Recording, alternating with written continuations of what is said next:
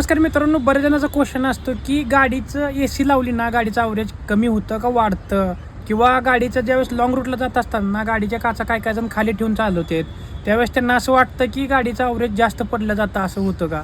या सगळ्या गोष्टी आपण या व्हिडिओमध्ये सांगणार आहे, त्यामुळे लक्षात घ्या मित्रांनो, व्हिडिओला शेवटपर्यंत बघा. मित्रांनो, तुम्ही ज्यावेळेस गाडीची एसी लावत असताना 100% कॉम्प्रेसर ही ॲडिशनल त्याला फिरत असतो, कारण की गाडीचं एसी आहे ना त्याला थंड करण्यासाठी कॉम्प्रेसर फिरणं गरजेचं असतं. ते की एका लिटर मागं 3 ते 4 किलोमीटरचा फरक पडतो तुम्हाला एसी लावल्यानंतर, ॲव्हरेज कमी पडतं. आणि बरेच वेळेस काय होतं मित्रांनो माहीत आहे का, तुम्ही हायवेवरून चालत असताना बरेच जणाला काय वाटतं माहीत आहे का, एसी बंद ठेवतात आणि काचा खाली करतात, त्यावेळेस त्यांना वाटतं की गाडीचा ॲव्हरेज 3-4 वाढेल.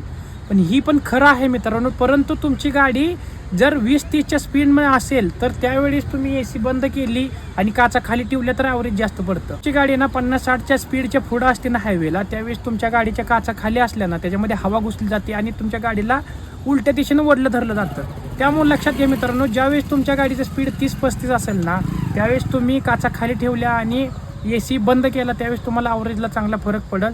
आणि तीच गाडी जर तुमची 50-60च्या स्पीडनं असेल आणि त्या काचा वर ठेवायच्या आहेत आणि तुमच्या गाडीची एसी लावायची आहे, तुम्हाला हमखास ॲव्हरेज जास्त पडेल. मित्रांनो, खूप महत्त्वाचा व्हिडिओ आहे. तुम्हाला व्हिडिओ लाईक करा, आपल्या मित्रांबरोबर शेअर करा आणि या पेजला फॉलो करा.